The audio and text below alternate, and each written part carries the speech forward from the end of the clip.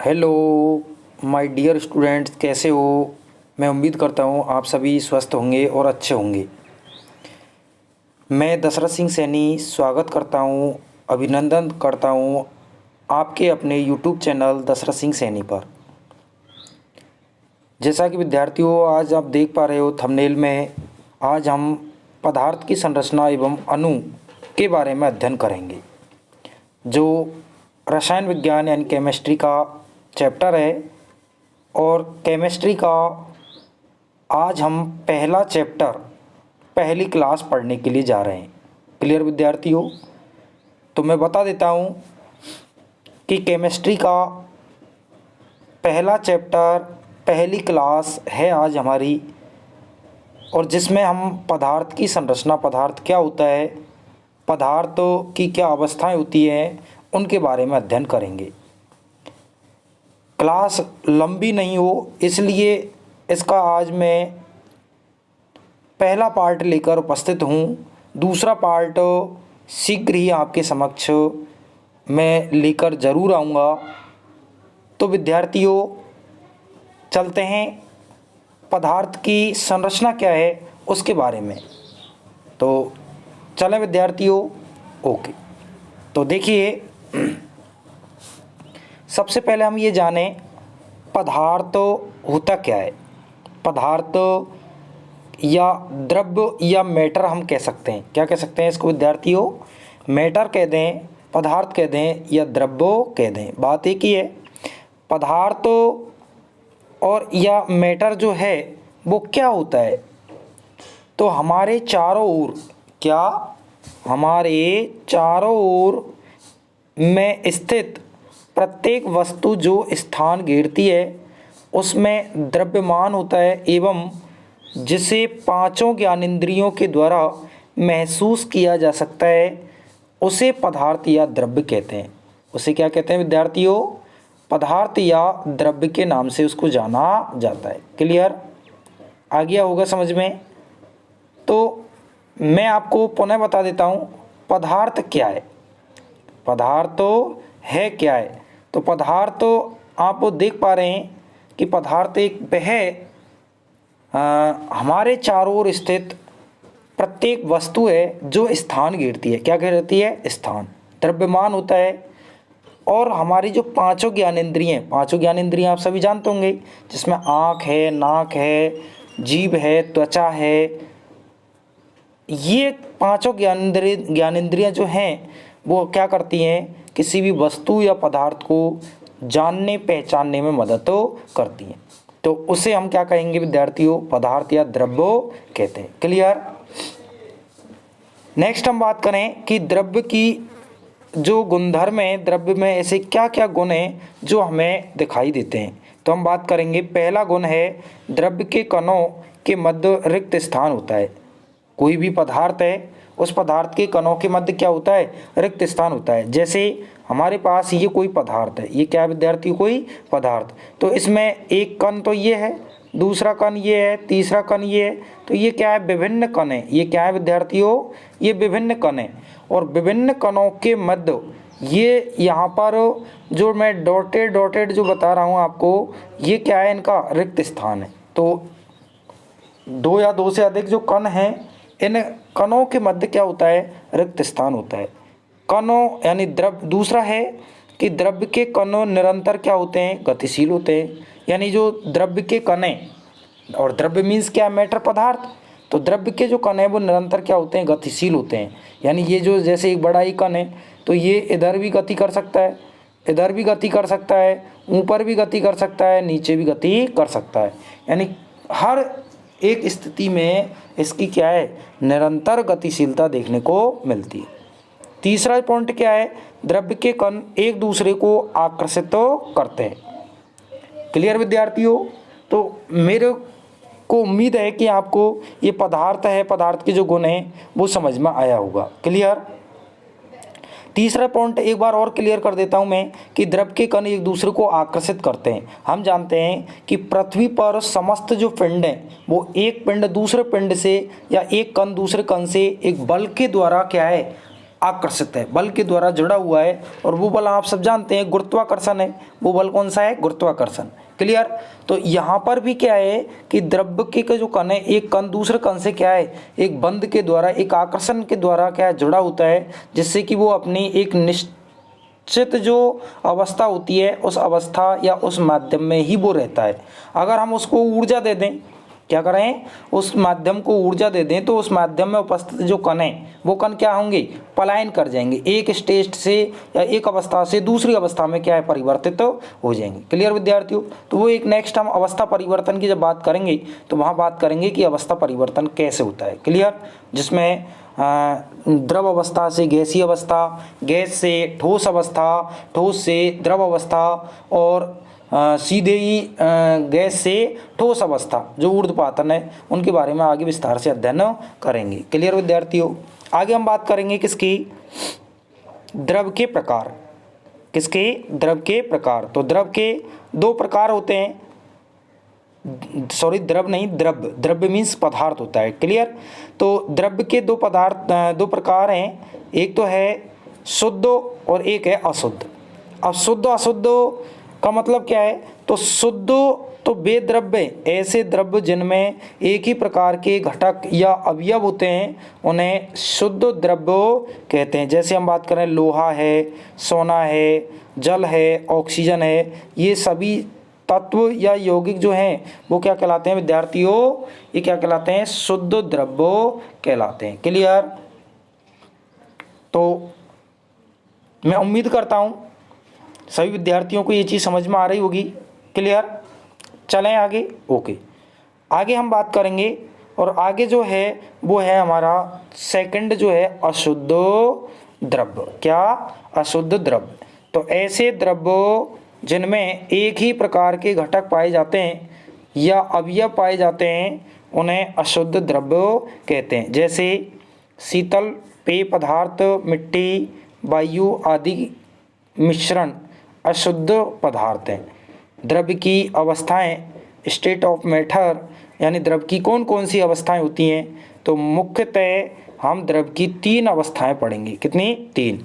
लेकिन 2 नई और भी हैं जिनके बारे में भी मैं आपको थोड़ा सा बताऊंगा। पहली हम बात करेंगे ठोस अवस्था क्या है, दूसरी हम बात करेंगे द्रव अवस्था क्या है, तीसरी हम बात करेंगे गैसीय अवस्था क्या है, चौथी है प्लाज्मा, और पांचवी है बॉश आइंस्टाइन कंडेंसेट या BEC के नाम से इसको जाना जाता है। कई बार इसको शॉर्ट रूप में, यानी इसकी फुल फॉर्म पूछ ली जाती है कि BEC क्या है। तो BEC क्या है? बॉश आइंस्टाइन कंडेंसेट है, या बॉश के नाम से भी पूछ लिया जाता है। क्लियर। तो आपको ये चीज़ ध्यान रखना है। क्लियर। चलें आगे। ओके। आगे हम बात करेंगे, पहली अवस्था की बात करते हैं, और वो पहली अवस्था क्या है? ठोस अवस्था। पहली अवस्था क्या है? ठोस अवस्था। तो देखो, पदार्थ की वह अवस्था जिसमें उसका आकार, आयतन निश्चित होता है, ठोस अवस्था कहलाती है। जैसे लकड़ी का टुकड़ा, पत्थर, पेंसिल, पेन, कंप्यूटर, नमक आदि, ये किसकी श्रेणी में आएंगे? ठोस अवस्था की श्रेणी के अंदर आते हैं। और ठोस अवस्था में आप जानते ही हैं, उनके गुणधर्म से आपको पता लग जाएगा कि ठोस क्या होता है। तो ठोस, जैसे हम बात करें पत्थर की बात करें, तो उस पत्थर में क्या है, बहुत सारे छोटे छोटे क्या होते हैं, कण होते हैं। बहुत सारे छोटे छोटे क्या हैं, ये कण हैं। तो ये छोटे छोटे कण क्या है, एक कण दूसरे कण से सघनता से क्या है, और दृढ़ आकर्षण बल से जुड़ा होता है। तो ये ठोस की क्या अवस्था है, कैसे इसकी स्ट्रक्चर है, तो हम इसके अभिलाक्षणिक गुणों के आधार पर स्पष्ट कर सकते हैं। तो देखो विद्यार्थियों, अभिलाक्षणिक गुण क्या है? पहला क्या है, ठोस का आकार निश्चित होता है। ठोस का आकार क्या होता है? निश्चित होता है। ठोस का आकार, आयतन क्या होता है? आयतन भी क्या होता है? निश्चित होता है। ठोस का जो घनत्व है, इसकी जो डेंसिटी है, वो घनत्व है, वो क्या होता है? अत्यधिक होता है। ठोस का जो घनत्व है वो क्या होता है? बहुत अधिक मात्रा में होता है। ठोस में संपीड़ितता, यानी जो दबाने की जो क्षमता है, ठोस को अगर हम प्रेस करते हैं, दबाते हैं, तो दबाने पर ये क्या है, संपीड़ित नहीं होता है, यानी इसको और हम छोटे आकृति में परिवर्तित नहीं कर सकते। तो वो संपीड़ितता का गुण भी इसमें क्या होता है, हम ये कह सकते हैं नगण्य या नहीं के बराबर होता है। तो ये गुण किसके हैं? ठोस के हैं। पांचवा गुण क्या है, ठोस के कणों के मध्य उच्च अंतराणुक आकर्षण बल पाया जाता है। अंतराणुक आकर्षण बल का मतलब है कि एक कण ये है और दूसरा कण ये है, तो इन कणों के मध्य एक बंध पाया जाएगा और उस बंध को या उस बल को ही हम क्या कहेंगे, अंतराणुक आकर्षण बल। अंतराणुक मतलब दो कणों के मध्य जो कण आपस में जुड़ रहे हैं वो बल जो होगा उसे हम कहेंगे अंतराणुक आकर्षण बल, जो कैसा होता है, अत्यधिक मात्रा में उच्च और प्रबल होता है, जो एक निश्चित आकार, आयतन और आकृति प्रदान करने का काम करता है। यही कारण है कि हम जब किसी ठोस को ऊष्मा ऊर्जा देते हैं तो उसमें जो ठोस के कण हैं वो कण एक अवस्था से यानी अपनी अवस्था से पलायन करने के लिए अत्यधिक ऊर्जा की आवश्यकता होती है। यानी हम मान के चलो ये ठोस है, इस ठोस में से किसी भी एक कण को क्या करना है, पलायन कराना है, तो उसको पलायन कराने के लिए हमें क्या है, अधिक मात्रा में ऊर्जा देनी पड़ेगी। क्यों? क्योंकि ये जो अंतराणुक आकर्षण बल है ये इसको बाहर निकलने के क्या करेगा, विरोध करेगा, और विरोध करेगा तो उसे हमें ज़्यादा एनर्जी, ज़्यादा ऊर्जा की आवश्यकता होगी। क्लियर विद्यार्थियों? छठा पॉइंट है, ठोस के कणों में विसरण अत्यंत कम होता है। विसरण का मतलब जानते हो? विसरण का मतलब है एक कण एक स्थान से दूसरे स्थान तक, एक स्थान से दूसरे स्थान तक अगर वो स्वतः पहुंच जाता है या किसी कम ऊर्जा के माध्यम से ही पहुंच जाता है तो उसे अपन क्या कहते हैं, विसरण कहते हैं। जैसे आपने देखा होगा गैस है, हम एक कमरे के अंदर गैस मतलब परफ्यूम ले लें तो परफ्यूम को क्या करते हैं, एक स्थान पर हम खोलते हैं तो दूसरे स्थान पर जहाँ उसकी सांद्रता क्या होती है, कम होती है, वहाँ स्वतः ही पहुँच जाता है, तो वो क्या कहलाएगा, विसरण कहलाएगा। क्लियर विद्यार्थियों? यानी एक स्थान से, यानी अपन ये कह सकते हैं कि कणों का उच्च सांद्रता से निम्न सांद्रता की ओर जो गमन है वो क्या कहलाएगा, विसरण कहलाएगा। और ये विसरण जो है ये ठोसों में क्या है, बहुत कम, अत्यंत कम पाया जाता है, या अपन ये कह दें कि नहीं के बराबर पाया जाता है। क्लियर? आगे हम बात करें, नेक्स्ट अवस्था आएगी वो है द्रवो अवस्था। कौन सी अवस्था? द्रवो अवस्था। क्लियर? और द्रव अवस्था में क्या क्या जो गुण है वो देखने को मिलेंगे।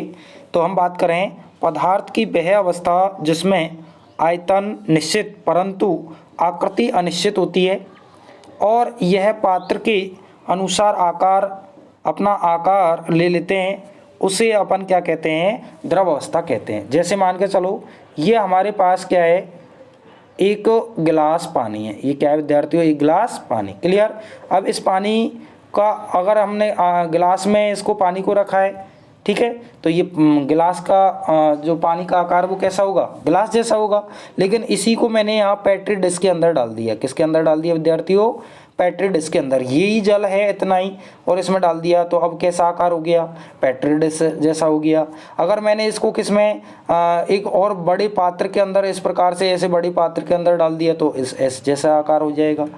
आगे समझ में? तो कहने मतलब क्या है, इसकी आकृति तो क्या होती है, अनिश्चित, लेकिन आयतन क्या है, यानी जितना पानी यहाँ था उतना ही पानी यहाँ है और उतना ही पानी यहाँ पर, लेकिन इनका आकार क्या है, अलग अलग है। इनका आकार क्या है, अलग अलग। क्लियर? द्रव को एक पात्र से दूसरे पात्र में उड़ेला या फैलाया जा सकता है। यानी जैसे यहाँ से इस गिलास में से इसमें पानी हम डालेंगे तो पानी डालने पर इसको क्या है, हम उड़ेलेंगे या को उड़ेल सकते हैं, जबकि ठोस को कभी हम उड़ेल नहीं सकते। क्लियर? जैसे जल है, दूध है, तेल है, घी है, ये सभी क्या कहलाते हैं, द्रव की श्रेणी के अंदर आते हैं। इसके अभिलाक्षणिक गुणों की बात करें तो अभिलाक्षणिक गुण कौन कौन से हैं? तो द्रव का आकार अनिश्चित होता है। द्रव का आकार कैसा होता है, अनिश्चित होता है। यानी इसकी जो आकार या आकृति है वो क्या परिवर्तनशील होती है, यानी जैसे आप पात्र में रखोगे ऐसा ही उसका क्या कर लेता है, अपना आकार ग्रहण कर लेता है। द्रव का आयतन कैसा होता है, निश्चित होता है। द्रव का घनत्व गैस से अधिक परंतु ठोस से क्या होता है, कम होता है। चौथा पॉइंट क्या है, द्रव में संपीड़ितता बहुत कम पाई जाती है। और पांचवा पॉइंट क्या है, द्रव के कणों के मध्य दुर्बल अंतराणुक आकर्षण बल पाया जाता है। क्लियर विद्यार्थियों? छठे नंबर पर हम बात करेंगे द्रव के कणों में विसरण गैस से कम परंतु ठोस से अधिक होती है। यानी ठोस में तो हमने ये कहा कि नगण्य होती है, लेकिन ठोस की तुलना में अगर हम गैस की द्रव की बात करें तो यहाँ क्या होती है, थोड़ी सी अधिक होती है, लेकिन गैस से तुलना करें तो कम पाई जाती है। और विसरण का अर्थ वही है, उच्च सांद्रता से निम्न सांद्रता की ओर गमन। क्लियर विद्यार्थियों।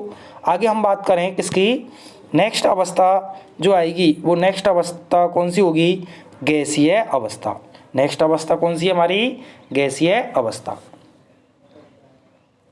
तो गैसीय अवस्था क्या है विद्यार्थियों, देखो गैस अवस्था पदार्थ की वह अवस्था जिसमें आकार, आयतन और आकृति तीनों ही क्या होते हैं, अनिश्चित होते हैं, यानी परिवर्तनशील होते हैं, उसे गैसीय अवस्था कहते हैं। जैसे oxygen gas, nitrogen gas, organ, carbon dioxide, ये सभी क्या हैं, गैस के उदाहरण हैं। इसके हम बात करें किसकी, गैस अवस्था के अभिलक्षणिक गुणों की बात करें तो गैस का आकार निश्चित होता है, यह पात्र के आकार के अनुसार आकार ले लेते हैं, जैसे द्रव में होता है, सेम इसी प्रकार से यहाँ पर देखने को मिलता है। दूसरे नंबर बात करें हम, गैस का आयतन कैसा होता है, अनिश्चित होता है, यह पात्र के आकार के अनुसार आयतन ले लेती है। गैस का घनत्व अत्यंत क्या होता है विद्यार्थियों, कम होता है, गैस में संपीड़ितता अत्यधिक होती है, यानी इसको हम क्या है, कंप्रेस कर सकते हैं, यानी इसको हम क्या है, जैसे मान के चलो ये हमारा क्या है, कोई सिलेंडर है, इस सिलेंडर पर पिस्टन लगा के हम क्या करते हैं, उच्च दाब और निम्न ताप पर, ताप इसका क्या करते हैं कम और दाब बढ़ा दें, तो यहाँ पर जो गैस है वो गैस के जो छोटे छोटे कण हैं वो एक दूसरे के पास में आकर क्या कर लेते हैं, संघनित हो जाते हैं, संपीड़ित हो जाते हैं। तो इसमें गैस में क्या है, जो संपीड़ितता का गुण है वो अत्यधिक पाया जाता है। क्लियर। पाँचवें नंबर पर क्या है, पाँचवें नंबर का पॉइंट है कि गैस के कणों के मध्य अंतराणु का आकर्षण बल क्या होता है, नगण्य होता है। जबकि ठोस में क्या होता है, सबसे अधिक किस्म होता है ठोस में और सबसे कम किस्म होता है गैस में। यही कारण है, आपने देखा भी होगा, जैसे गैस जो एलपीजी गैस है उसका सिलेंडर तो आपने सबने देखा होगा, उसका पिस्टन दबाते ही वो क्या है, गैस का अणु क्या है, बाहर हो जाते हैं, यानी इनको थोड़ी सी ऊष्मा, थोड़ी सी ऊर्जा की आवश्यकता होती है और थोड़ी सी ऊर्जा ही ये क्या करते हैं, ग्रहण करके और मुक्त हो जाते हैं। क्यों, क्योंकि इनके मध्य एक कण दूसरे कण के मध्य जो आकर्षण बल होता है, जैसे ये कण और ये कण है, इनके मध्य जो आकर्षण बल है वो कैसा होता है, दुर्बल आकर्षण बल होता है। कैसा होता है, दुर्बल आकर्षण बल होता है। और दुर्बल आकर्षण बल यानी वीक बॉन्ड है, और वो वीक बॉन्ड क्या होता है, ब्रेक हो जाता है, थोड़ी सी ऊष्मा से टूट जाता है और दोनों ही कण क्या हो जाते हैं, स्वतंत्र, और ये स्वतंत्र होते ही क्या गति करना प्रारंभ कर देते हैं। क्लियर। तो गैस के कणों के मध्य अंतराणु का आकर्षण बल वो क्या होता है, नगण्य होता है। क्लियर। गैस के कणों में विचरण अत्यंत कम होता है। गैस के कणों में कम नहीं, गैस के कणों में जो विचरण है वो क्या है, अत्यधिक होता है, यानी बहुत अधिक मात्रा में।